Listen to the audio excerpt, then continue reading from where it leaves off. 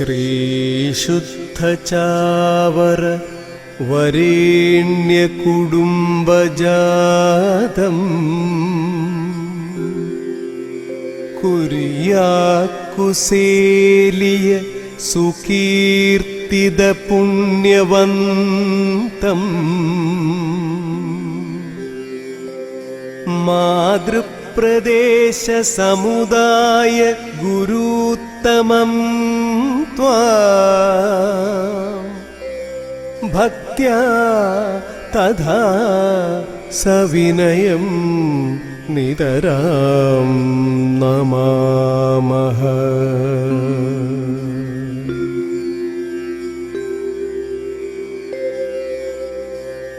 अमलोद्भवदास सभाधिपदे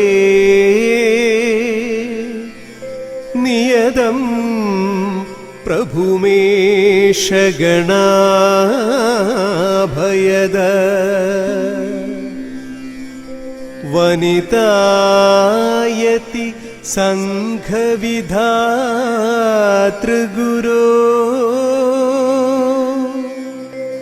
मरियाम्बिग Vatsal no नमनम्।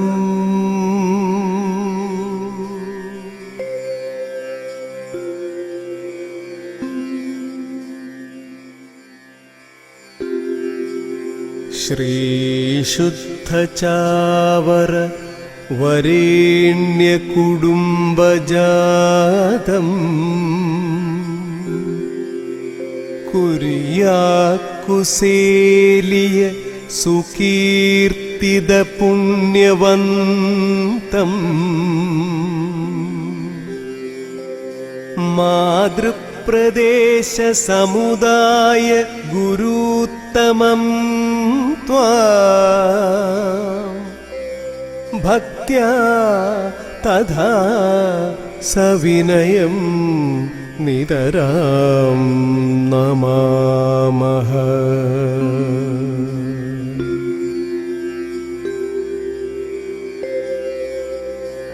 Reverend Dr. Thomas Chatham-Parampil, CMI, Prayer General, Dr. Sabu Thomas, Vice Chancellor of MG University, Sri John Paul, the eminent scriptwriter and thinker, and today's moderator, Reverend Sister Grace Therese, Vicar General of CMC, Star Speaker of the Day, Sri Sitaram Yechuri, National Secretary of CPM, eminent speakers of the day, Dr. John Joseph Kennedy, Dr. Sister Josie Maria, Dr. Varghese Pandalukaran, Dr. Saji Matthew, the coordinator of Chavara Chair of MG University, distinguished guests, and all the beloved participants who have joined in thousands to listen about St. Kuriakose Elias Chavara.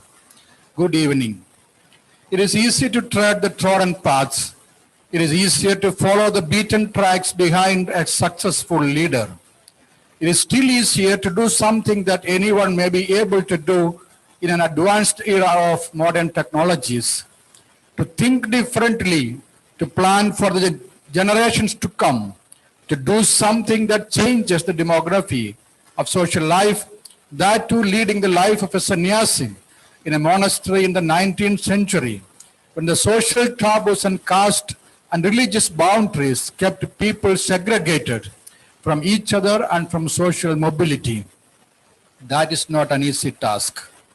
But the reformer saint of 19th century Kerala, Saint Kuriakose Elias Chavara, was undeterred in his passion and commitment that prompted his innovative ideas and dream projects for the socio-religious and educational upliftment of the downtrodden and everybody without any stint of segmentation.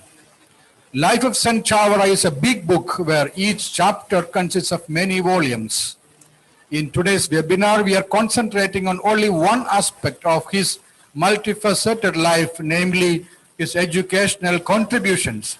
Under the main theme of the day, Saint Chavara, the trailblazer of modern education. This main theme is divided into 4 subtopics, namely education for emancipation, the Chavara model, on which Sri Sitaram Yechuri, our star speaker of the day, will be speaking. Women equality and empowerment, Chavara vision, Chavara's vision of universal spirituality in education, Chavara, the model of confluence for the present times, on which Dr. Sister Josie Maria, Dr. John Joseph Kennedy, and Dr. Varghese Pandalukaran will be speaking respectively. I wish all of you a fruitful evening. All the best. I request Reverend Father Thomas Puducherry, the Director of Chavara Cultural Center, Kochi, to introduce Sri John Paul, the moderator of this webinar.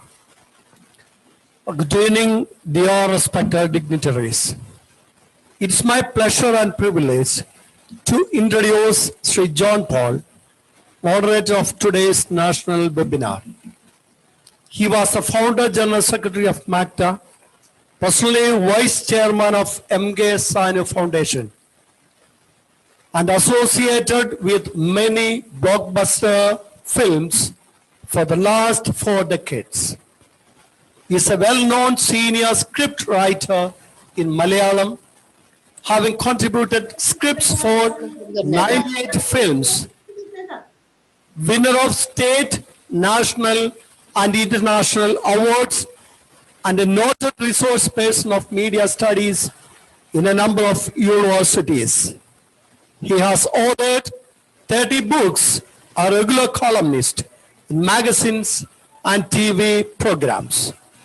All the more, for us, he has been a God's agent in manifesting the life and works of Saint Chavara to millions of people around the world. We are proud of you, sir, and welcome you to take charge as the moderator of today's national webinar, Saint Chavara, the trailblazer of modern education.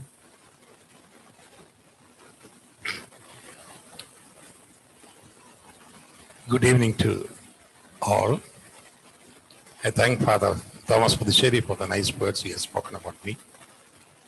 I hope everyone participating in this noble evening's program have been briefed about the time restraint we are forced into. And I would request each and everyone who takes part in the talks to avoid addressing the dignitaries individually and separately. Please confine your addresses to respected dignitaries alone. And I'm not making any comment on the content design of today's webinar, which I hope to during my concluding remarks. Sister Gracie Thresia, the Vicar General of CMC congregation, has been a teacher, educator, who is equally versatile in media and mission, and has shown special interest in preserving the invaluable documents for archival purposes. We are happy to have her here in our midst, and I request respectful sister to welcome today's gathering.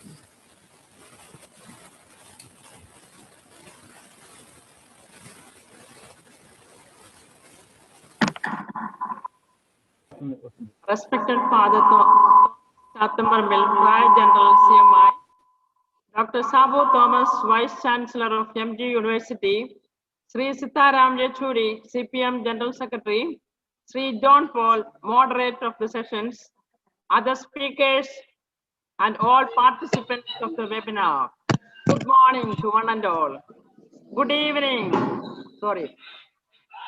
Saint Kuriakos Elias Chavara, founder of CMI CMC congregations, was a great visionary, an innovative front runner, and enthusiastic educationist with prompt initiatives and strategies. The life of Saint Chavara testifies that the divine vision he obtained in contemplation got transformed into a human vision, and the one complemented the other. This vision energized him to be an engine of activity with the heart and hands of a karma yogi. So, for people who had been denied of education, he turned to be an educator. For all who were deprived of books, he became an apostle of printing technology and an author by himself. To those who were denied of knowledge, he became a disseminator of knowledge. And to those who were caught in the grip of all traditions, he became a herald of social transformation. This national webinar, jointly organized by CMI, CMC congregations and the Chawra Chair of MG University, is an attempt to enlighten the priests, sisters, and lay staff working in our educational institutions and all those who are interested in the theme, Saint Chawra, a trailblazer of modern education. At the very outset, I am glad to extend a warm welcome to you on behalf of the organizing teams. May I accord a cordial welcome to Reverend Dr. Thomas Chathambarambil, Prior General CMI, former Vice Chancellor of Christ University, a well-experienced educationist, and an ambassador for spreading Saint Chawra's vision and mission to the ends of the world. Let us joyfully listen to his inaugural address, which will boost this national webinar. Today's webinar is enriched by the presence of the eminent personality, Dr. Sabu Thomas, Vice Chancellor of MG University. May I express a hearty welcome for his readiness to deliver a message on the great educationist Saint Chawra in this virtual meet. A hearty welcome to you, respected sir. Indeed, it's a pleasant occasion for me to welcome to our midst Sri Sitaram Yechuri, CPM General Secretary, former MP and member of Rajya Sabha. His commitment to the values he holds dear is expressive of the core principles of Indian polity and the constitution of our country. I am very much privileged to extend a heartiest welcome to the other great resource persons of the webinar, Dr. Varghese Pandalukaran CMI, Professor at Rajagiri School of Engineering and Technology, Kochi, Dr. John Joseph Kennedy, Dean, School of Arts and Humanities, Christ University, Bangalore, and Dr. Sister Josie Maria, CMC, Dehradun Province, Scholar in Chawra Studies and Research. I'm sure they will enlighten us with their vast knowledge and expertise about the theme of the webinar. It's also delightful for me to welcome Sri John Paul, eminent film script writer, the moderator of today's sessions, and all the provincial superiors introduce the speakers. May I take this occasion to extend my hearty welcome to one and all attending this program. We shall pray to Saint Kuriakose Elias Chawra to shower his blessings on all of us. Once again, a sincere welcome to all of you. Thank you.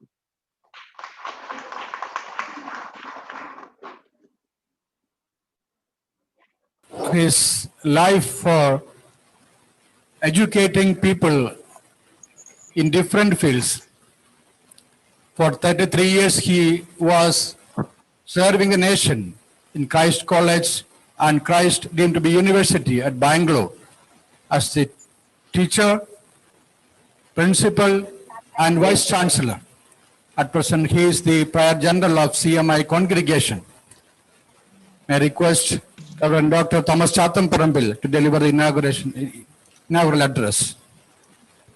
Dear honorable organizers, guests, invitees, participants for this webinar.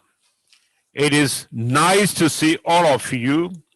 First of all, I'm congratulating Chawra Chair of MG University and CMC and CMI congregations for their wonderful participation on the contribution of Saint Kuriakose Elias Chawra.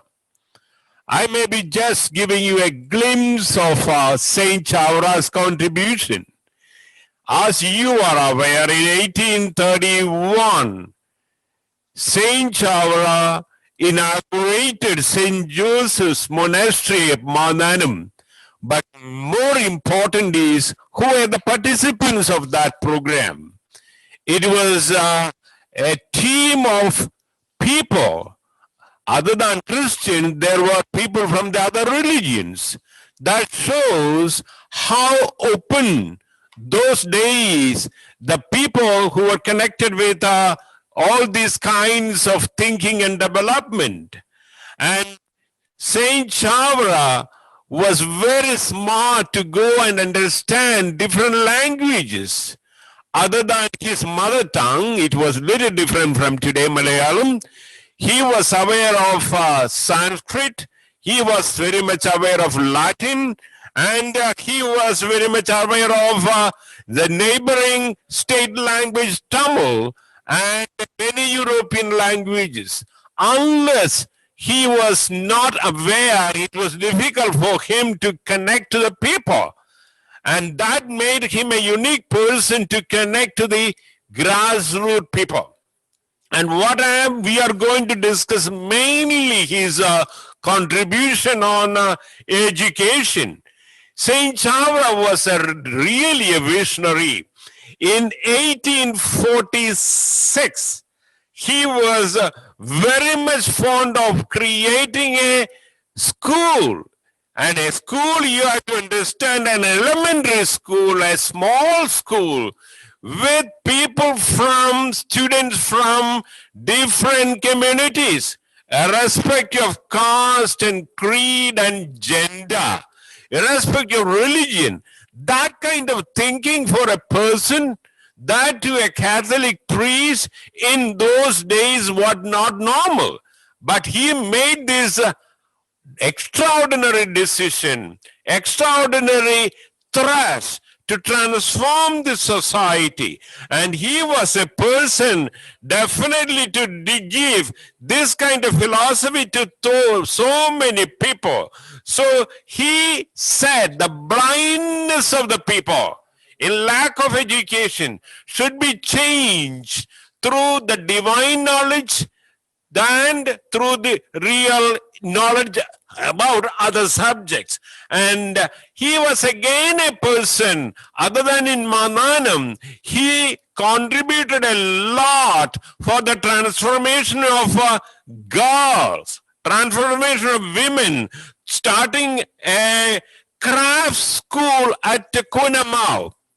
So what I have to tell, Saint Kyriakos Elias Chavra, in 19th century, with all his limitations, he made unlimited powerful decisions. And that decisions continued throughout his life and throughout these years. So we have to appreciate the hard work of so many people. What we find later in our constitution of our country, that is education for all, especially primary education and free primary education, which is compulsory, was one way or other created in middle of the 19th century by this great man. So his greatness is in his humility. His greatness is in connecting with everybody. His greatness is having that vision of thinking. In this today's program, when we are knowing this great person, we have to get charged, we get inspired by his example. With these few words, may I declare this webinar be inaugurated, and all the best for all the participants. Let the vision of Saint Chavra bless us and lead us to the generations. Thank you very much. Thank you, Prior General, for your inspiring words. I now request Reverend Dr. Ede Adil, Provincial of St. Joseph's Province in Kottayam, to introduce Dr. Sabu Thomas, Vice Chancellor of MG University. Distinguished dignitaries, it is a great honor for me to introduce Professor Dr. Sabu Thomas, the current Vice Chancellor of Mahatma University, Kottayam. Professor Thomas is an outstanding international scientist in nanoscience, polymer science, and engineering and green materials.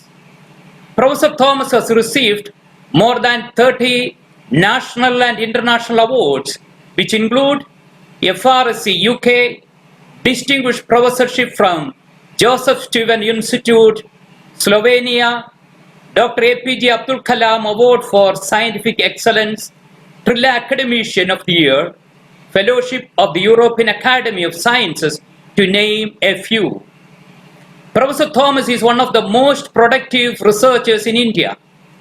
He has been ranked 114th, the list of the world's best scientists that has been compiled by Stanford University in the US recently. He figures in the list as the second best scientist in India in the field of polymer science. Professor Thomas has published over 1,200 peer-reviewed research papers. He has co-edited 150 books and has 15 patents to his credit. He has more than 56,000 citations and his H index is 108. And he is a well-known speaker. Professor Thomas has supervised 115 PhD programs. In short, he is an exceptionally brilliant and acclaimed international scientist, a motivating mentor, an inspiring speaker, and a challenging administrator, and above all, a wonderful human being. We are indeed proud of you, Professor Dr. Sabu Thomas. Over to you to deliver the message. Thank you. Very good evening to all of you. Thank you, Father Dr. Elialil, for your kind words. Distinguished speakers of today's webinar, invitees, participants, organizers. Mahatma Gandhi University has instituted a large number of chairs in the campus. We have now 30 chairs. The last indicator of the university has introduced 2 more chairs. Probably you'll be very happy to hear that John Stanley Akira Chair on batteries. 3 of them received Nobel Prize in 2019. And we also have a chair on Professor Matthew Kurian. We started last syndicate. So we have 30 chairs. And the purpose of the chair is to interact with the rest of the world.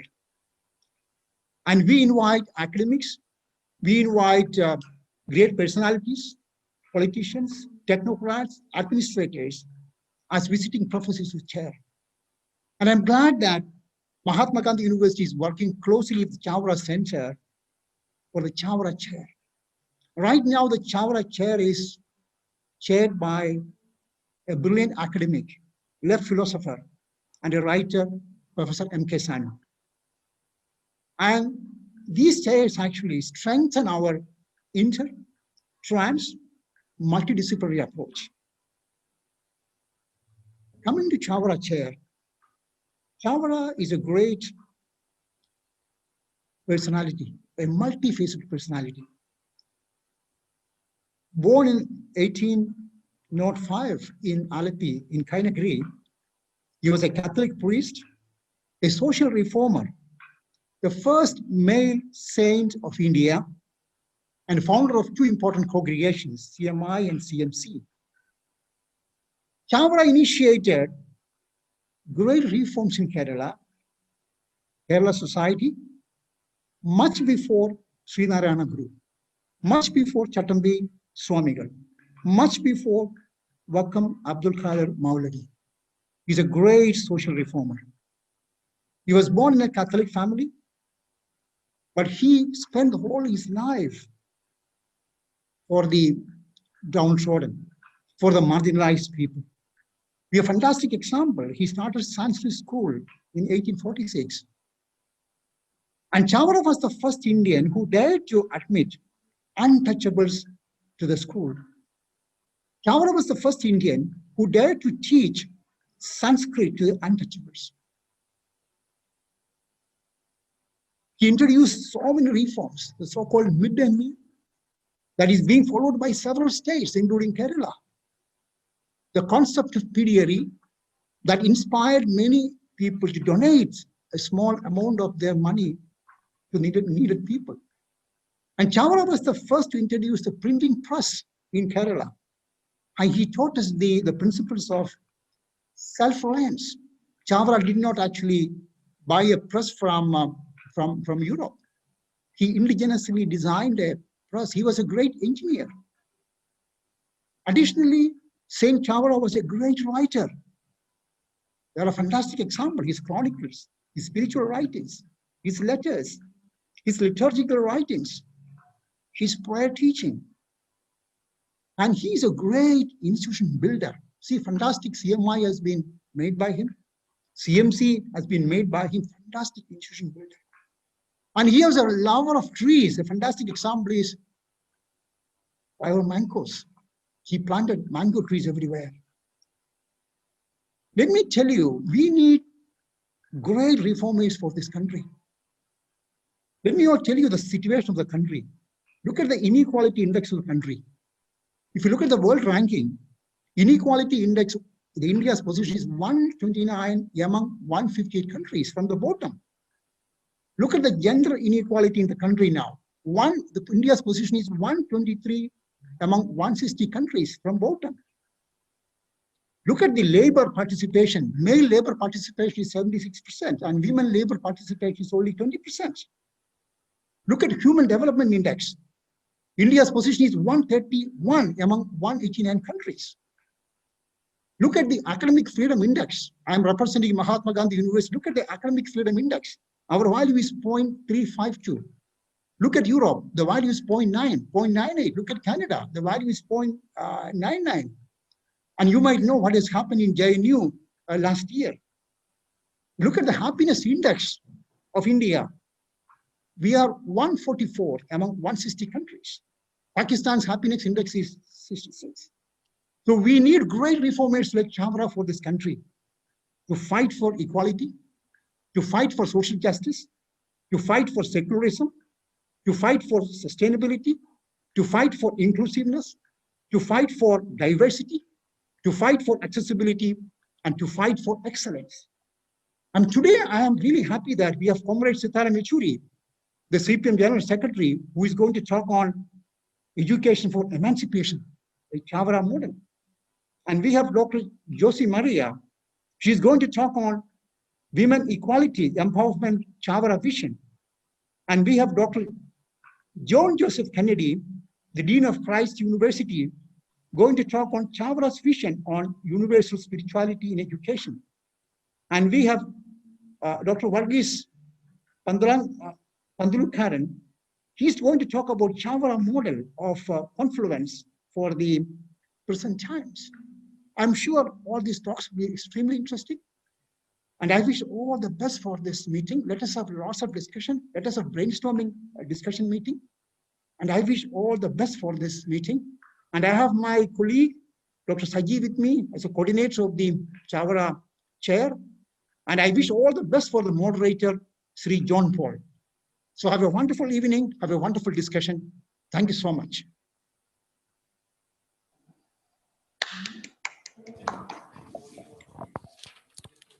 Thank you, Dr. Sabu Thomas, Vice Chancellor, for your inspiring words. I now request Reverend Dr. Saju Chakalkal, Provincial of CMI Presida Province, Coimbatore, to introduce Sri Yechury. Dear friends, good evening. The events happening across the globe, be it in the oldest democracy, USA, or the largest democracy in India, it makes obvious that one need not be right by being on the right or by having a political lenience towards the right. Alternatively, one could be right by being on the left. That is what I understand from the person, life and contributions of Mr. Sitaram Yechury, a statesman from our country, the General Secretary of the Communist Party of India, Marxist, since 2015. Mr. Sitaram Yechury was a member of Parliament of Rajya Sabha during 2005-2017. He was also the editor of People's Democracy, which is the party's weekly newspaper, and he occupied this office for almost 2 decades. And he has written extensively on issues of Marxist theory, and he continues to be the editor of the Marxist, the theoretical quarterly of the CPIM. He has written extensively, and in fact, I should say, Mr. Sitaram Yechury made use of the power of pen and the spoken word before he occupied the Rajya Sabha. So on his personal merit, he has proved that he can certainly lead us in emancipation of the people. His commitment to justice, especially the justice for the common man, as it is now clearly visible to us in the issues of the farmers and the migrant workers, gives us a clear picture that his commitment comes closer to the life vision and commitment of Saint Kyriakos Elias Chavara, especially for the integral welfare of the people. Being a prolific writer and an accomplished activist, Mr. Sitaram Yechury has been in the forefront for the emancipation of the poor and the marginalized. Today, therefore, I am so glad and privileged to present Mr. Sitaram Yechury, the star speaker of this webinar on education for emancipation, Chavara model. Let's listen to Mr. Sitaram Yechury and get inspired and become activists for the emancipation of the people. Thank you. Over to you, sir, Mr. Sitaram Yechury. I'm sorry, everybody there. My namaskars to all of you. And for the last 1 hour, I've been trying to log in onto this link, but you have underestimated your own popularity, because the Zoom connection is for 1,000 people, but I think more than 3,000 have gathered. And therefore, there's a big waiting list and a queue. And I was one of those who was stuck in that for about an hour or so. So anyway, I'm very glad that I'm able to make it finally to be with you and share some of my thoughts. First of all, I'd like to compliment the Mr. Chavara and the Chavara Foundation for the excellent work that it has been doing. And I think in the field of education, you've contributed, this foundation has contributed to the overall growth of literacy in Kerala, along with many other forces and factors, and which has been a leading light in the field of removal of illiteracy in our country. So my very, very grateful compliments to you, and please continue your good work. And the slogan that was given, that with every church that there shall be a school, that is something which is a very, very essential thing in a country like India. Given our diversities, given our entire initial backwardness which we are overcoming, in that situation, there's a very excellent work that's being done. So my compliments at the outset. I've been asked to speak about education and emancipation. Emancipation, we normally associate with a physical emancipation or a material emancipation. That is freedom from hunger, freedom from squalor, deprivation, and the freedoms to enjoy life and improve its quality of life. That is, of course, absolutely important. Without material emancipation, there cannot be any intellectual fulfillment or a consciousness development. But at both the levels, education plays an important role, both materially and in terms of shaping and permitting human consciousness to rise to higher levels. And in this, I think we'll have to discuss both these aspects as far as our country is concerned today, because in spite of the massive expansion of education facilities, in spite of the massive campaigns that we have conducted against illiteracy, there is still a lag, a very important lag. Our dropout rates are very high. The material conditions for people or youngsters to get quality education are still limited, unfortunately. They have to be increased much further. And these are problems that we all have to together resolve them. Yes, from time to time, there's been new education policies that have been coming. The objectives are laid out to mean that universal education, but we are still very, very far away from that. So this is a shortcoming that needs to be done. Without that, a proper emancipation is not possible. Secondly, in terms of the emancipation at the level of the intellect, at the level of the consciousness, at the level of the upbringing, at the level of being a member of the civil society, upholding certain codes of morality, codes of decency, all this is connected with adherence to what we have defined ourselves as India. And that, I think, is enshrined in the Constitution, our Constitution's preamble, where we talk of equality, of economic, of social, and of political equality for all, based on fraternity, based on liberty. Now, this essential feature of our Constitution is what ought to shape the consciousness of every Indian, irrespective of their personal faiths, irrespective of their languages or backgrounds, and it is that the education system has to nurture.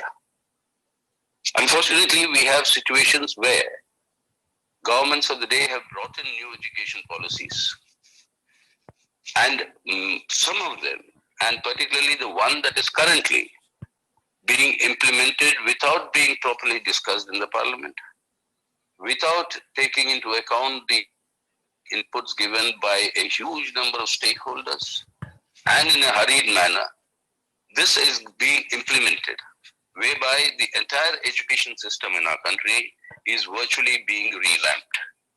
Now, this is something that has to be properly combated in the sense that what we require in India is a universal, scientific, and a democratic education system. Until we are able to achieve the universality of education and the ability to provide education to all our children, because they are our future investment. As Dr. Sarvepalli Radhakrishnan, when he authored the report on higher education, way back in 1948-50s, that report talked of the fact that we have to invest in our future. Unfortunately, that investment is not forthcoming. 6% of the GDP for education is what the Kothari Commission recommended in the 1960s.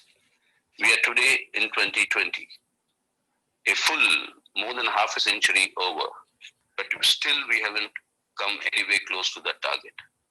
Now that is something, a shortcoming which all of us will have to put our heads together and work in order to achieve that. But until we achieve this universal education, what is required in the Indian education system, given our diversity, given our society, given our entire total conditions in which we exist, is to find an equilibrium between quality, quantity, and equity.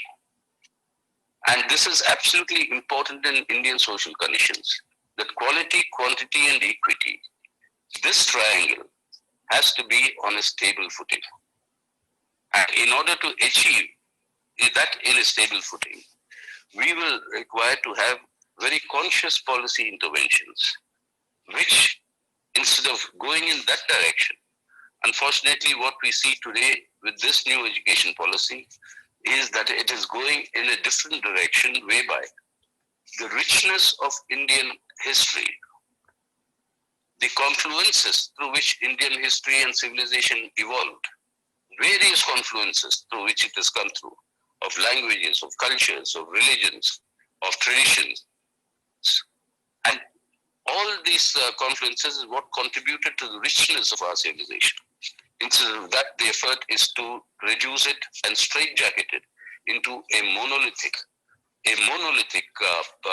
education imparting, and which is the study of this Indian history is sought to be reduced into the study of Hindu mythology and the study of Indian philosophy, which is again extremely rich streams that intermingle. The study of rich Indian philosophy is sought to be replaced by a Hindu theology, which doesn't suit the conditions of our social life, our existence, and our people. Now, these are important changes that are sought to be brought about, that in the name of upholding our country, our constitution, each one of us will have to stand up to defend. And if that has to be done, irrespective of where we stand in terms of our differences, our different approaches, you come and focus on this fact that education should impart a level of consciousness to the people, to our children, whereby they can make reasoned choices. You may agree or disagree with the choice, but the fact that each has the equality to make a reasoned choice, that is something that has to be ensured. And we try now. That is why, and this is important, in the sense if you look through our own history, particularly of the 20th century history, because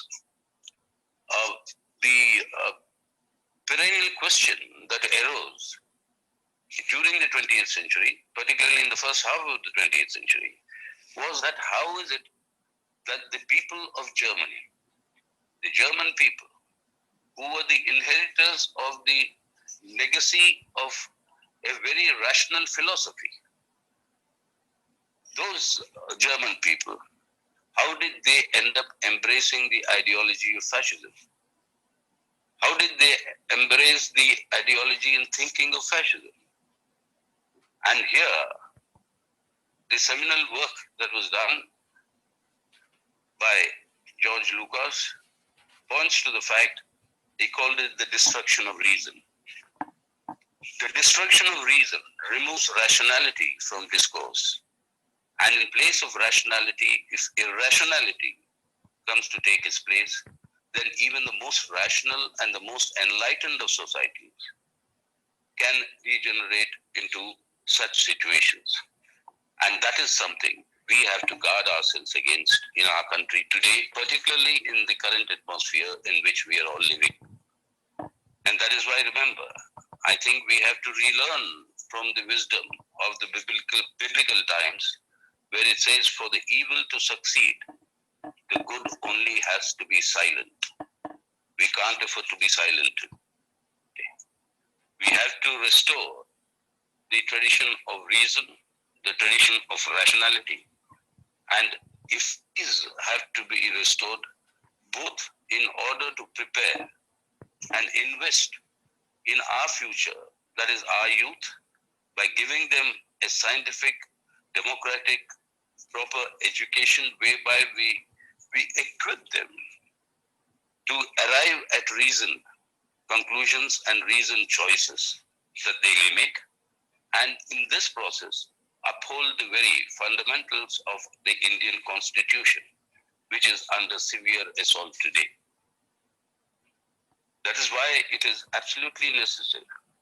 And when I compliment the Chawra Foundation for the excellent work that they're doing, I compliment them from this fashion of preparing the young minds, our future, the future of this country, future of India, preparing these young minds to come to reasoned conclusions on what should be choices, what should be the path that they should adopt in their own lives. I think this is absolutely essential today, and I only hope, and I'm sure, in fact confident I am, that the Chawra Foundation will continue to do its excellent work that it is doing and continue providing quality education to our children, to the future of India. And in this work, I would fully, apart from appreciation,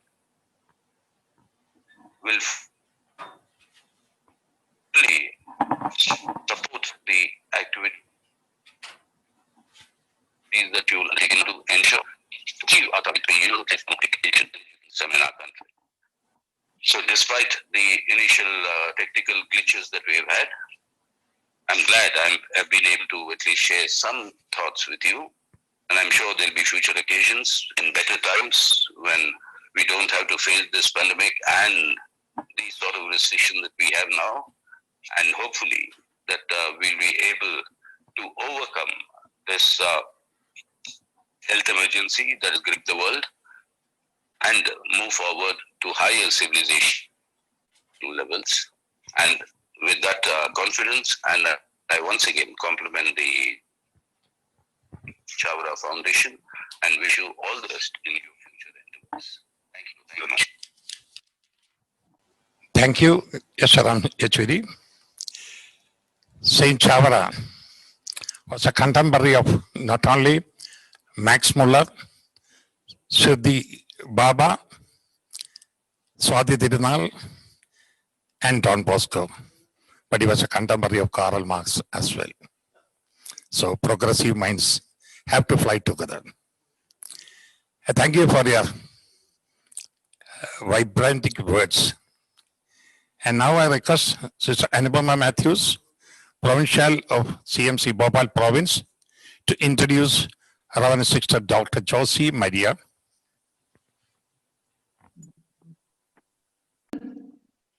Honorable dignitaries, welcome to the national webinar once again, the educational contributions of St. Kuriakose Elias Chavara. You are here, my dear friends, because you believe that the human potential is nearly limitless. But you also know that having potential is not the same as doing something with it. St. Chavara, through the instrumentality of the education, brought such potentialities to this realization. Like Rajaram Mohan Rai, he firmly believed that education is the first and foremost step to usher in any social reform. I personally and fondly consider St. Chavara as the Rajaram Mohan Rai of Kerala. The goal with this webinar is to revisit the contribution and unearth the insights and wealth of St. Chavara, especially in the field of education. Reverend Dr. Sister Josie, today's speaker, is one of the most in-depth scholars and female theologians who has spent an astronomical amount of time in research and publication of the works of St. Chavara. She completed her theological studies from Dharmaram Vidyakshetram, Bangalore, and secured her doctorate from Pontifical University of St. Thomas Aquinas, Rome. In 2015, she published her doctoral dissertation with the title, St. Kuriakose Elias Chavara, the founder of Women TOCD. And she has 3 more books to her credit, with the titles, Fostering Feminine Genius and Empowering Theology of Women from Kuriakose Elias Chavara, The Servant of God, Mother Mary Celine, and the CMC in the Shadow of the Most High in 1990. She possesses an acumen of an investigator who can see and bring to light the historical setting as well as the present-day relevance of the contribution of St. Chavara. She has spent about 30 years of her life in researching and publishing scientific works on the CMC congregation, St. Chavara, Father Leopold Vaccaro, and revised the editions of Hunamau Chronicles and the letters of St. Chavara. By my estimation, she is one of the most prolific, scholarly, and well-informed authority to enrich and enlighten us on this topic. So please join me in welcoming Dr. Sister Josie Velli and CMC of Pushparam Province, Dehradun, to this galaxy of intellectuals. Over to you, Reverend Sister Josie, CMC. Good evening to distinguished dignitaries. As a member of the first religious institute for women, founded by St. Chavara, I'm proud to reflect on Chavara's vision on women and a Chavara model of women empowerment. As we know, women everywhere in the world had to struggle or fight for their equal dignity. Violence on women is an invisible pandemic that spreads dangerously today. And we hear cry for gender sensitivity and gender justice from many corners. In the 19th century, the awareness of the rights of women, their equality, vocation, and dignity were not given much thought. But it is amazing to see that the gift of womanhood, understood and appreciated by Saint Chavara 150 years ago, remain unique in the Indian Church. He had a positive view on women, which was theologically sound and practically necessary for the Malabar Church as well as the larger Indian society. His vision on women was centered upon the biblical thought that both man and woman are human beings to an equal degree. Both are created in God's image and likeness. Consequently, they are capable of loving and are equipped with reason, free will, and conscience. In order to get Chavara's vision on women, we analyze here 3 modes of his women empowerment program. First, the theological use of women characters in his writings. Second, women empowerment programs in his ministry. Third, his noble relationship with women with deep inner freedom. Though 19th century Kerala Church was thoroughly male-dominated, male-led, and male-celebrated, the presence of numerous women characters in the writings of Chavara and his attitude and approach towards women can be seen as an important testimony of the presence of the Holy Spirit in the Church. There is a wealth of material on women in his writings. There we meet a glorious array of courageous women. In his autobiographical poem, Atmanutapam, he has written hundreds of lines of appreciation on motherhood and mothering experiences. His mother, Mrs. Topil Mariam, showed him many great saints, mother saints. She was a great Marian devotee. And for Chavara, Mary of Nazareth is the crown of womanhood, a courageous woman, and she is the highest expression of feminine genius. Coming to his various activities, we shall discuss the specific steps he took to encourage women to develop their skills and to foster feminine genius. Of course, he did it mostly through the Women Religious Institute, which he founded at Punamau, with an intention to extend it to women of other places. Here we see 3 different stages of the growth of women. First of all, we could say that he freed women from kitchen to be totally free for the gospel. Regarding the role of women, Mahatma Gandhi once said, "Womanhood is not restricted to the kitchen." He felt that only when the woman is liberated from the slavery of the kitchen that her true spirit may be discovered. He did not mean that women should not cook, but only that household responsibilities be shared among men, women, and children.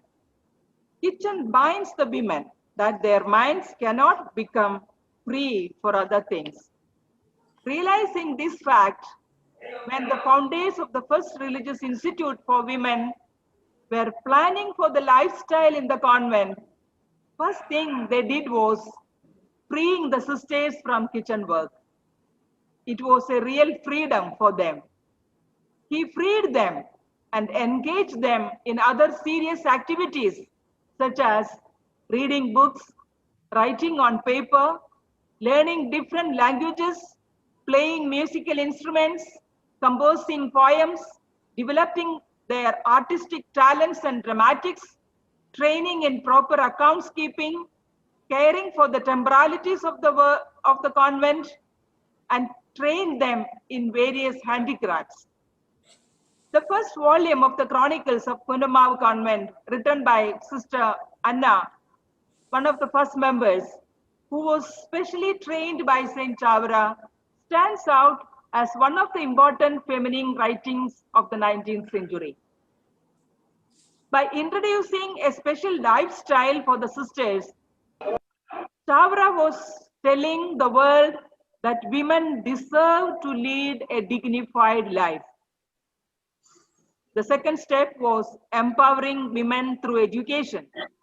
To raise the standard of women, the most needed thing was education. We analyze the steps taken by him to empower them through education.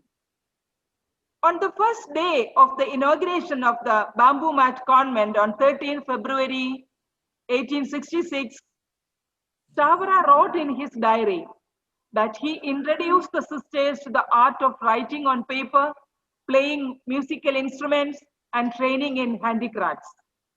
This is seen as the first stage of his empowering women.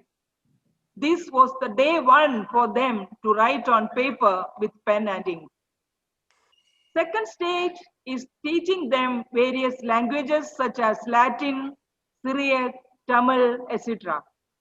The third stage is the opening of a boarding house for girls in 1867 at Kunamav, and there he introduced a specific system of education in view of making them empowered, ennobled, and enlightened women.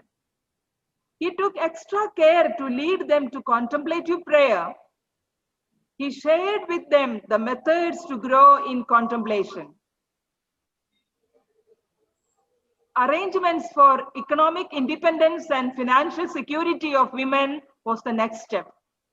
He introduced vocational training for women at Kunamav. We could speak volumes about his special interest to launch various handicrafts at Kunamav. He collected bundles of needles, variety of threads with various colors, rosary beads, and many other things needed for handicrafts. He took personal care to train them and appreciated their work. Gradually, it developed as cottage industries and income-generating projects in Kunamav and other neighboring villages. The beauty of Chavara's relationship with women. The relationship style of Saint Chavara was so remarkable that one can call it amazing. The Chronicles of Kunamav Convent depicts the beauty of interactions between Chavara and the sisters, how freely he related with them, and how they responded to his person, his words and deeds, and how their lives were transformed through his presence and interventions. The image of Chavara that can be drawn from his life and writings in association with women is that of a woman-friendly man, a gospel-based feminist, and a liberator who empowered women through women. Chavara dreamt of a church and society in which the feminine genius is fully integrated in all areas of life. Indeed, Saint Chavara offers us dreams in the process of establishing the kingdom of God, dreams of discipleship of equals, and dreams of a gender-just church and society here and now. Chavara's vision of the dignity of women is one of his unique and important contributions, and it is the first of its kind within the Indian church. He was establishing a Chavara model or a Kunamav model of women empowerment in his time, which was extended to the 20th and the 21st centuries too. Thank you. Thank you for listening.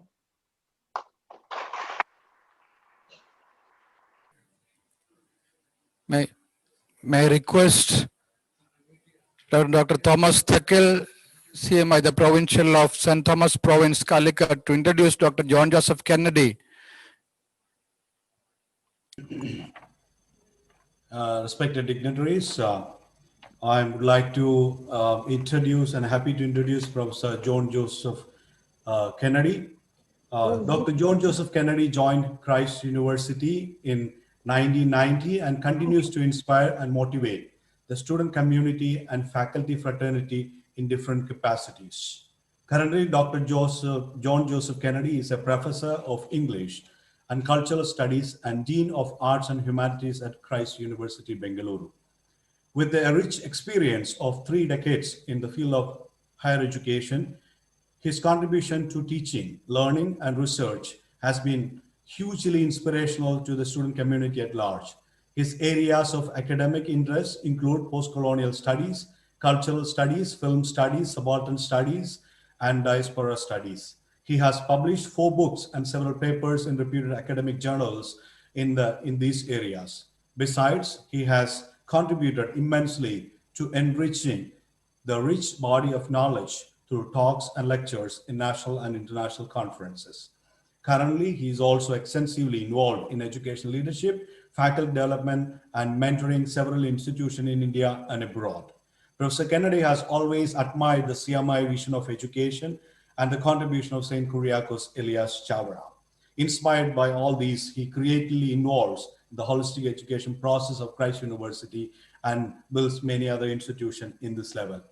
Dear Professor John Joseph Kennedy, welcome you and invite you to speak on Chavara's vision of universal spirituality in education. Thank you.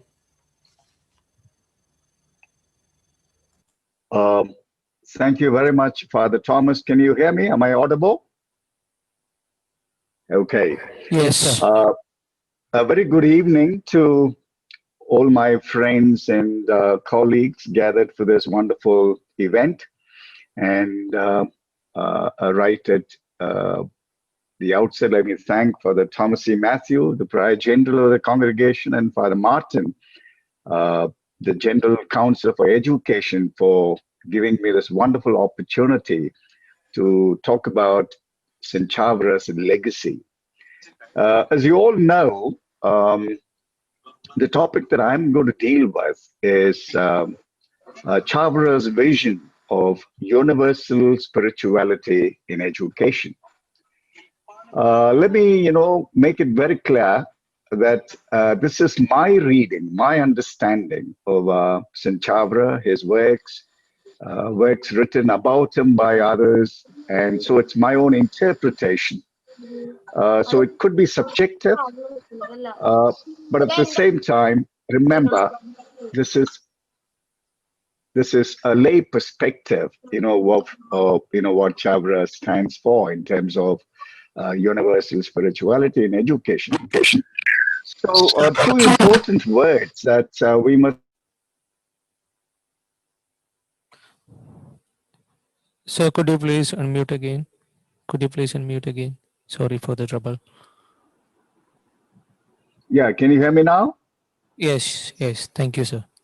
Okay, looks like we've lost a bit, but doesn't matter. So what I was just trying to communicate is that we need to understand these 2 words that I'm using, that is universal and spirituality. So let's locate and situate these 2 words. I'm using the word universal in a very, very broad sense, perhaps the broadest sense possible. So this means that it is applicable to everybody, everything that we come across. So it is irrespective of any kind of division, any kind of distinction that we make. Distinctions based on caste, distinction based on religion or gender or language or ethnicity, whatever.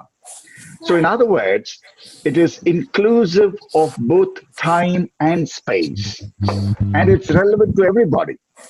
It's not just applicable to the CMI congregation and the CMI institutions. On the contrary, this is applicable to all. So it's universal in that sense. So it has universal relevance. So I want to make that very, very clear. The second important word is spirituality. Now, how do I use the word spirituality? I'm using it as being different from religiosity, but not in opposition, but in relation to it.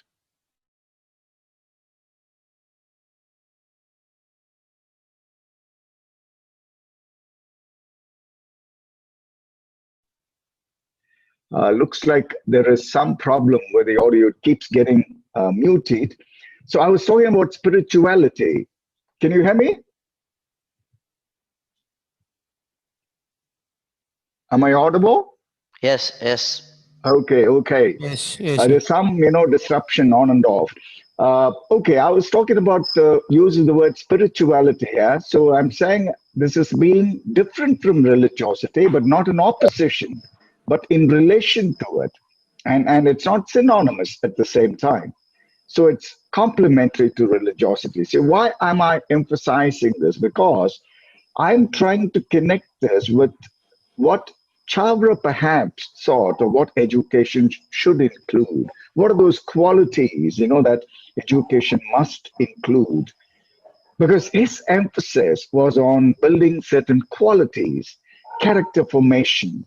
It was focused on liberation, focused on freedom, focused on equality to everybody. So I'm looking at the word spirituality in that sense, as having love, compassion, tolerance, forgiveness, harmonious living, concern for others. So it's more or less the Dalai Lama understanding of secular spiritualism. So I'm using it in that sense. And also, the focus here is not on religion per se, but on spirituality. That is the godliness part, not really the God part, but the godliness part. And according to Alan Watts, a British philosopher, he says Zen spirituality is all about that, right? I mean, when you do some work, you involve yourself in that work, you do that work and do justice to the work, and you experience godliness. So Chavra, in my opinion, in my view, is somebody who is trying to blend both of these ideas. The Dalai Lama, idea of secular spiritualism, and the Zen philosophy, of spirituality. And of course, much before, Dalai Lama could even think of, yes. So Chavra blends these two. That's how I would put it. And it's a fusion of knowledge, action, and devotion. To understand this better, we need to go back to the historical situation. The social and cultural milieu of that time, 19th century Kerala, was pointed out earlier. Now, that was a society of inequalities, all kinds of discriminatory practices. And it was at this time, Chavra comes up with this radical idea of starting a school. And it has been pointed out already that the very idea of starting a school must have been because of this, to bridge that gap, to give equal opportunities to everybody that lived in that part of the state. So that is why in 1846, he founded the Sanskrit school. Again, please remember, it was so discriminatory. We all know today that, only about a few people, a small section of the society had access to this language. And here is a man, a radical, a rebel, who opened it up to everybody, irrespective of any kind of division, whether it's caste or community or religion, whatever. So that was a rebellious attitude that you find. And he did it, in my view, because he knew that that was the only possibility through which people can be freed, people can be liberated. And 1864, another interesting thing that he does, all of us know about it, right? He introduced the idea that every church must run a school. Otherwise, there is no relevance for a church. Now, this is very important for me. A priest, please remember, saying that a church is immaterial. It's not relevant unless there is a school attached to it. Now, what gets privileged here? It is the school that gets privileged. It is not the church. The very rationale for the existence of a church is the existence of a school, right? It doesn't matter who actually came up with this idea, because there's a controversy about that, whether it's a bishop or Chavra himself. But then for us Christians, I think what is important is the idea. And it is because of this idea that the entire nation today is benefited in so many ways, especially the southern states. Even today, you go to any parish, you will find a church attached to it. And the kind of transformation that it has given, it has made to our country is just, something that we cannot forget. In other words, what I'm trying to drive home is, here's a man who looks at faith and reason coexisting. This is very important. So that's exactly what I'm saying. It's complementary, right? It can go together, it can work together. And I'm trying to classify here, since we don't have a lot of time, 4 important categories that you can bring Chavra's vision of universal spirituality in education. I would say the spiritual quest that he wants all of us to have is the most important thing. And what is the spiritual quest? We need to be able to instill in our students the quest to find answers to life's big questions. It's not just, teaching from the books, it's looking at things all around us and teaching them the value of independent thinking, the value of contributing to the development of the country, the society, and so on. It's that kind of quest, what is within us and what can be given to others. The second one is ecumenical worldview. Now, when I say ecumenical worldview, please remember it is something, a global worldview in my view, and transcending ethnocentrism and egocentrism. And the third important thing is ethics of caring.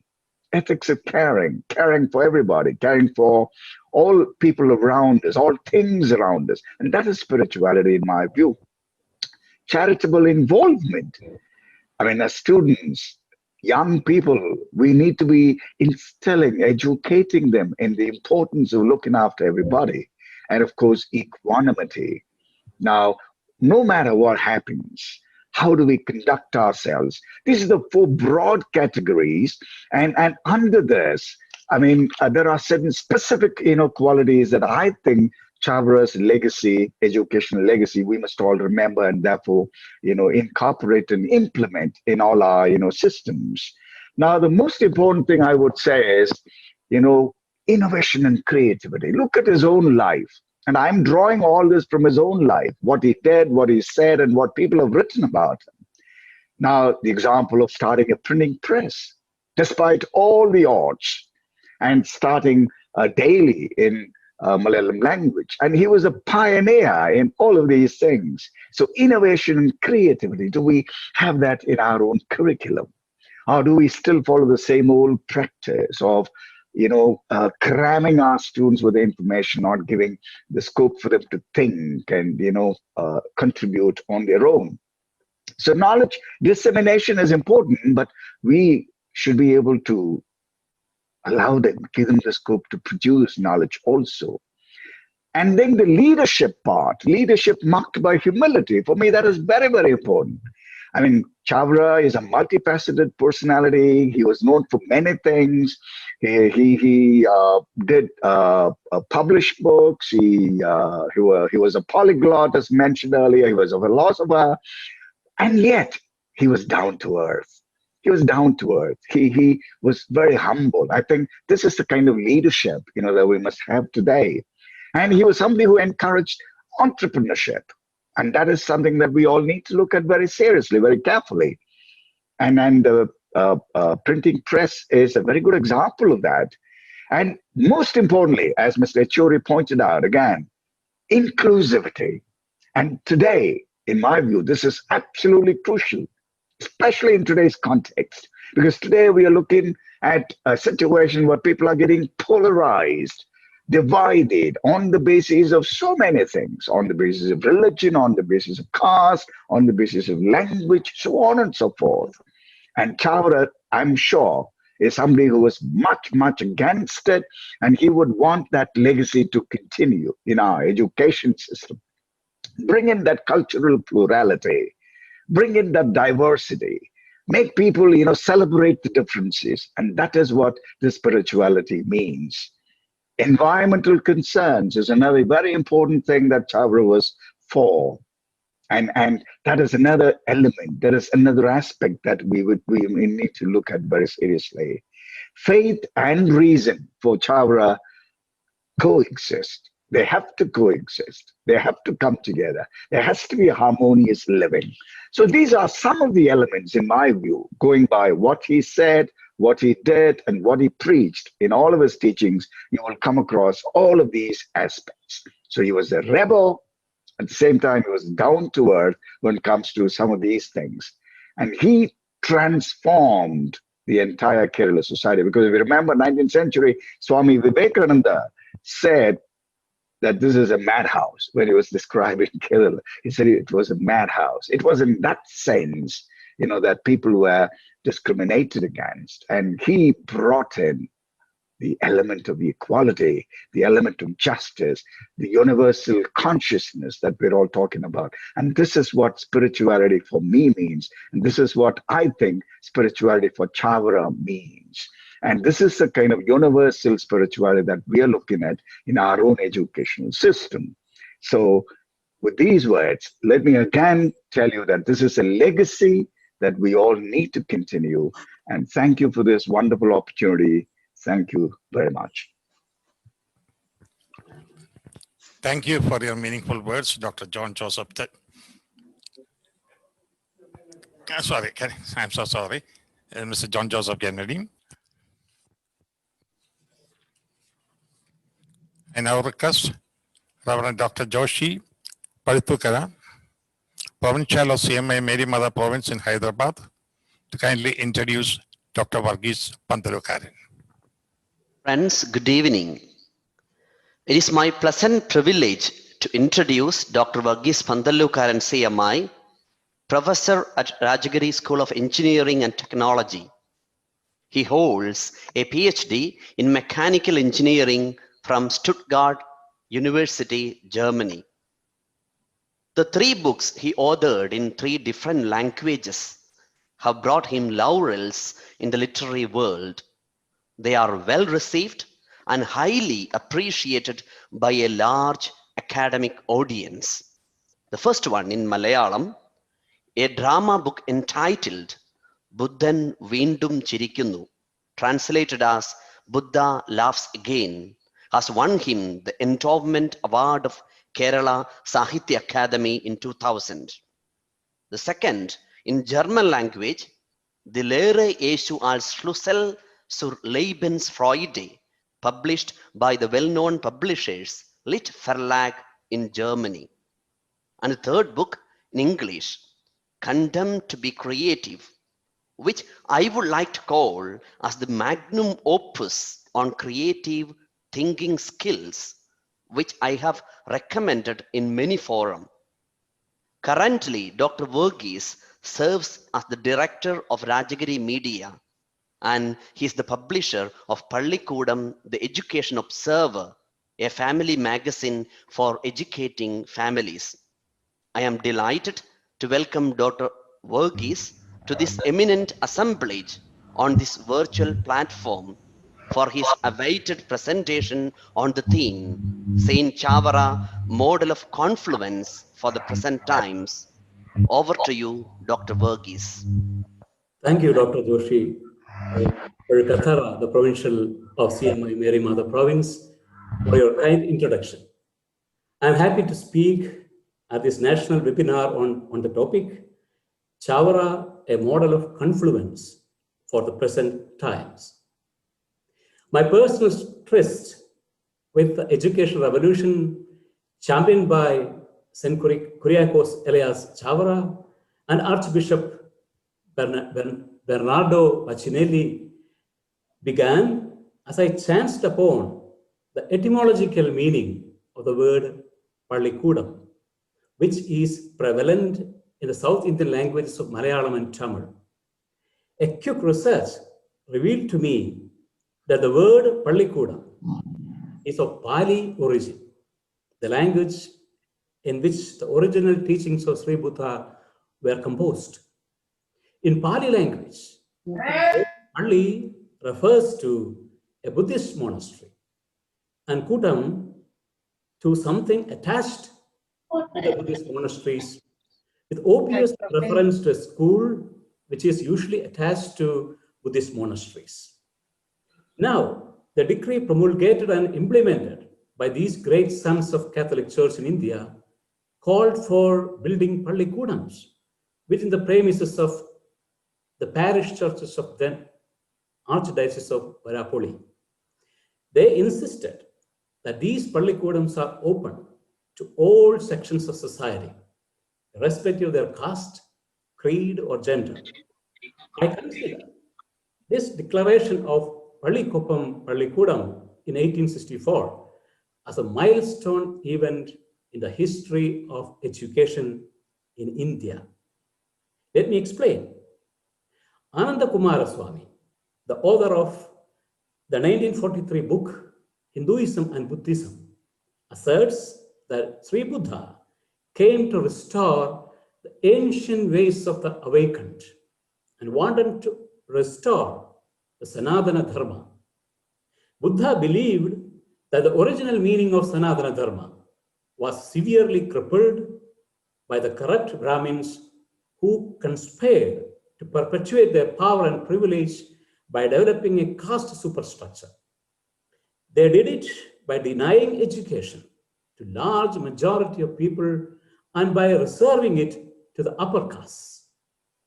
Even the renowned Gurukulas were exclusive systems and admitted students only from among Brahmins and Kshatriyas, uppermost castes.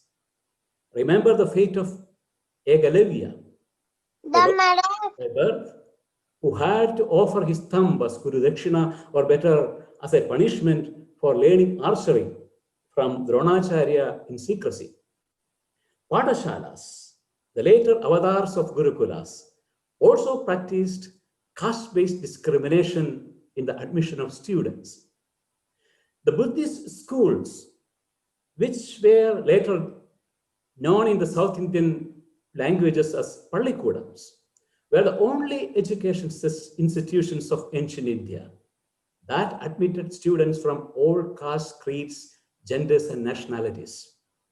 They followed a scientific and a world-open pedagogy and contributed to the development of science and medicine, converting India to a prominent hub of education in Southeast Asia in ancient times. All well-known ancient Indian universities, including Nalanda, Takshashila, Vallabhi, or Pushpagiri, were all Buddhist schools, or in South Indian parley, Pallikudams. Sri Buddha thus ringed in the first major educational revolution in India, liberating education from the clutches of its caste-based exclusivism. However, with the Digvijaya of Sri Shankara from Kerala, the first ever Karvapasi movement in the philosophical history of India, the Buddhist influence on Indian education became almost extinct.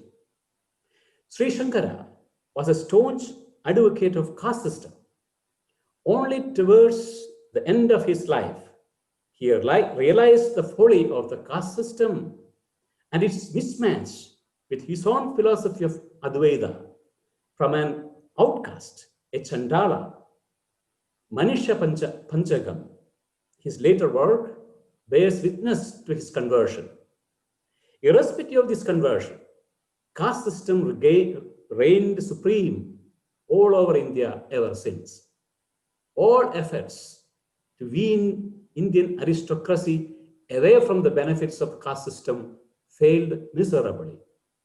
The education in India continued to reel under caste-based exclusivism all over India, but for the scattered presence of Buddhist Pallikudams in Tamil Nadu and Kerala. It is against this historical context we should read the decree of the first Pallikudam revolution initiated by Archbishop Achinelli and St. Chavara. Let's build Pallikudams attached to our churches, they said. It was a call to adopt the noble legacy of the inclusive, scientific, world-open education, the legacy of Pallikudams, by transplanting it to the premises of the church. It was a path-breaking event in the history of education in India, towards liberating it from the clutches of caste-based exclusivism. In the course of time, many stalwarts of the nation, including Swami Vivekananda and Mahatma Gandhi, committed their lives towards this purpose and eventually got caste-based exclusivism in education banned in India by law. Hence, the first Pallikudam revolution in 1864 has to be addressed and understood as the mother of all education revolutions in Indian subcontinent. As heirs of this noble legacy, let's not engage in partisan debates on the primacy of the pioneers of this revolution and dilute its historical significance. It is too seminal and too sacred a moment in the history of education in India to be trivialized. It was an act of sacred synergy between two committed individuals, two communities. It may be for the first time, or maybe also for the last time, when the church in India, both Latins and Syrians, stood together to bear witness to their gospel they proclaimed. They witnessed to the intrinsic and inviolable worth of human persons, irrespective of their individual differences, be caste, creed, gender, or nationality. Large number of saints, martyrs, prophets, and teachers of Catholic Church in India, including Sister Rani Maria and of late Father Stan Sami, continued and continues to sacrifice their lives in the remotest villages of Indian society, championing the cause of universal education in India. As different from the then existing missionary education, the first Pallikudam revolution adopted an Indian legacy in education. The Buddhist Pallikudam legacy, baptizing it with the spirit and with the fire. The pioneers of this revolution believed children are unique gifts of God in the hands of parents. They admonished parents to respect the divine plan for their children, which they are not entitled to meddle with. They may help discern their vocation, but shall not determine it on their behalf. Both of them wrote letters to empower the learning ecosystem at families. Archbishop Baccinelli wrote many pastoral letters to this effect. Saint Chavara wrote his Chavarul, the last will, to update families with contemporary insights about parenting and teaching. Both of them encouraged their respective communities to generously contribute to the development of the physical infrastructure of Pallikudams. They introduced the practice of noon meal at school to ensure the participation of children of the working class parents in Pallikudams.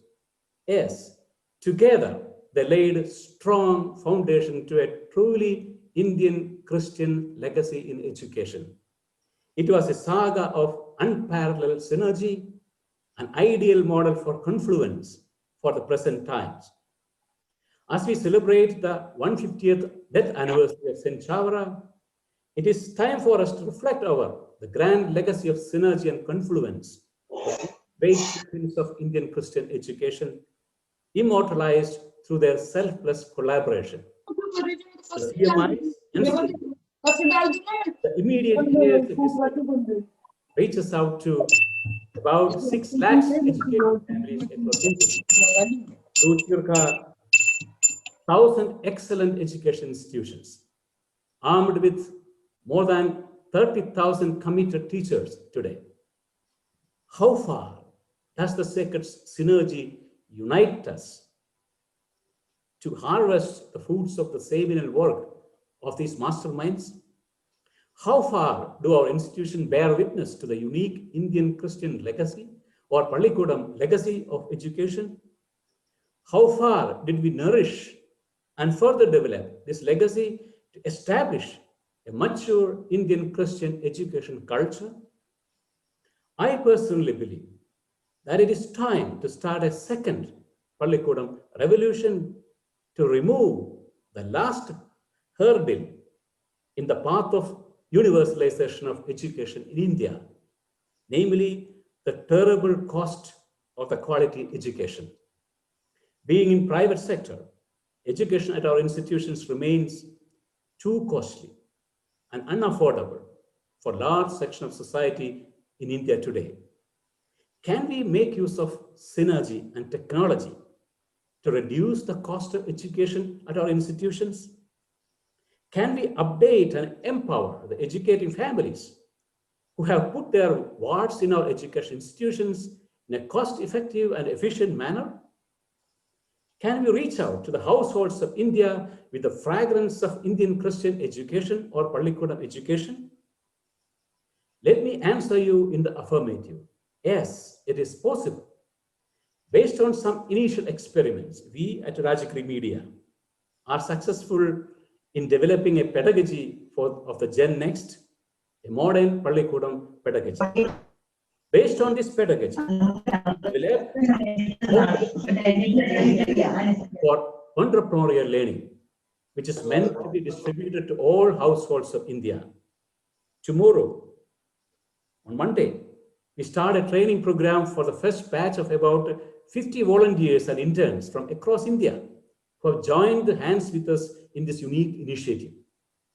At our web portal, www.pallikudam.com, we are prepared to develop platforms for synergy, where our institutions can park and ride their common products and services for the education sector, contributing to drastic reduction in the cost of quality education. Let me extend my humble invitation to all CMI and CMC fraternity and to all people of goodwill to join hands with us in our humble efforts to bring about a second Pallikudam revolution in India, to make quality education universal, and thus to accomplish and celebrate beauty, the unique Indian Christian legacy in education, the Pallikudam legacy, which is bequeathed to our posterity. Thank you very much for your kind listening.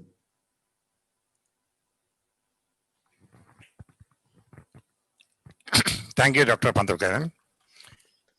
Today is 10th of January, 2021. In one way, we are commemorating the 150th death anniversary of Saint Chavara. And Saint Chavara never had any formal school education, except for a few days in Ashan Kalari. And of course, when he later joined the seminary, his education in those lines of theology. But the quest for knowing further and further was one of the strongest traits in his mindscape. And that was the charge he carried all along in his spiritual mindscape as well. Today, we are so happy and proud that we are analyzing, we are dissecting, we are looking back, we are remembering with gratitude the big start he has given to our biggest revolution in the field of education in this poor country. See, Sitaram Yechury was focusing more on quantity, quality, and equity of education. Dr. Kennedy also emphasized freedom, equality, and liberation. And Dr. Pandaluran stressed the consciousness for a better refined vision in education, equating its similar streams embedded in the culture of our soil. Sister Josie also focused on the emancipation of womanhood, be it academic or job-oriented. Learning is a never-ending process. Goes to know further, and the urge to conquer the unrevealed portions of knowledge has been the energy that has been behind every revolution. And as we look back, we find that Saint Chavara was full of that energy. Modern is, the prefix modern is a relative term. Ezra Pound has very meaningfully defined it as a leap holding your foot on today's premises, taking a deep breath from your yesterdays to catch up with tomorrow. And that's what the memory and the energy of Saint Chavara's vision radiates into our minds. Let us focus more on the interior and exterior aspects of the influences he has radiated. Probably in the webinars that would continue, analyzing and exploring the newer versions of his contributions. We'll go deeper and deeper into what he has spread during his short span of life for the centuries to come. Let us salute the memory of blessed saint of this land. I request Dr. Saji Matthew, coordinator of Chavara Chair in MG University, for a vote of thanks. Very good evening to all of you. Am I audible? I hope I'm audible. Okay. We have just witnessed a brainstorming session on rethinking and retrieving the contributions of Saint Kuriakose Elias Chavara, a visionary who refused to confine himself to the four walls of his monastery. Instead, someone who walked into the society, ignited by an ardent desire to make knowledge accessible to all, irrespective of caste, creed, and religion. We must also bear in mind that we are discussing the trajectories that Saint Chavara took, or probably the ways and means that he found to fulfill or to achieve whatever he dreamt of. And we are doing that. We are discussing it at a time when universal education for the have-nots, universal education for the subalterns, for the downtrodden, is increasingly becoming impossible due to centralized policies that are on the verge of implementation.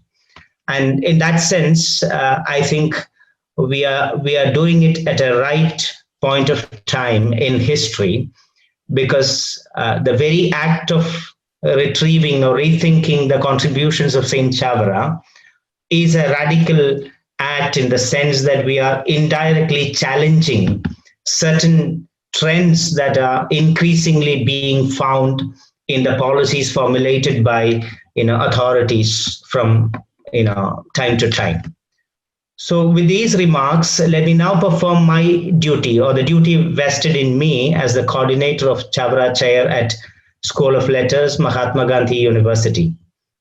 On behalf of Chavara Chair, Mahatma Gandhi University, Chavara Cultural Center, CMI, CMC congregations, as well as in the name of all the participants, I express our deep sense of gratitude to Dr. Thomas Chathambarambil CMI, Prior General of CMI Congregation, for inaugurating this webinar by delivering a wonderful message which threw light on the historical significance of Saint Chavara Kuriakose Elias on this occasion.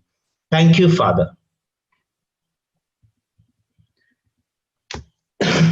Professor Sabu Thomas, our Honorable Vice Chancellor of Mahatma Gandhi University. I say our Honorable Vice Chancellor because I am part of that family of the university. So our Honorable Vice Chancellor, who provided us with a lovely message, is someone who meticulously attends to every activity that is conducted at the university, whatever it is. In fact, Chavara Chair, I must say, which is instituted at the university, receives immense encouragement and patronage from Professor Sabu Thomas, not only in his capacity as the Vice Chancellor, but also in his personal capacity, because I have openly expressed it earlier as well when the reconstitution of the chair, that particular function was taking place. I've said that it was Professor Sabu Thomas or his interest that actually forced me to conduct the reconstitution function very quickly, because he would, even during the lockdown period, he would personally call me up and ask me to take steps to really put it in practice or in reality. So that way, he has always been a great encouragement. So on behalf of the organizers of this webinar and the participants of the webinar, I take this opportunity to extend a big thank you to Professor Sabu Thomas. Thank you, sir. Our chief guest and keynote speaker, Sri Sitaram Yechuri, General Secretary, CPM, has just invited our attention to the harsh social realities in India, despite all our claims about education and literacy. He also reminded us about the need to be cautious about authoritarian education policies from time to time, and also stressed the need for universal and democratic education system. On behalf of all of us gathered here, I thank the chief guest for his thought-provoking cautions and directions. I particularly thank Sri John Paul, eminent scriptwriter, for moderating the whole webinar effectively and for providing us with a wonderful gist of everything that was conducted here. Thank you, sir. No webinar would become meaningful without the speakers who approach the theme academically and intellectually. In fact, the speakers, or usually in a seminar, we say the invited speakers or people who present papers, etc. So they are actually the central part of any webinar or any seminar for that matter, because that's where actual intellectual deliberations take place. I therefore thank Dr. Joseph Kennedy, Christ University, Bangalore, Dr. Sister Josie Maria CMC, and Dr. Varghese Pandalukaran CMI for introducing us to the different facets of St. Kuriakose Elias Chavra. And that's very interesting. It's not just a eulogy of St. Kuriakose Elias Chavra that was going on, but with particular references to his works and how he has actually interacted, the kind of activities that he performed while he was alive. By referring to all these things, the speakers really enlightened us to the different facets of St. Kuriakose Elias Chavra, and they are facets not many could even think of in the second half of the 19th century. So the learned speakers also make us, at this point, realize that St. Chavra continues to elude us from forming a comprehensive understanding of his works and vision. There is much scope for further research. That's what I feel. Thank you all for your brainstorming sessions and observations. On this occasion, I also wholeheartedly thank CMI, CMC congregations on behalf of Chavra Chair School of Letters, Mahatma Gandhi University, for taking this initiative. And in the name of Chavra Chair at the university and CMI, CMC congregations, I take pleasure in thanking all the participants from different walks of life around the globe for your enthusiasm and interest, as well as for your participation in this webinar. Thank you, one and all. Thank you.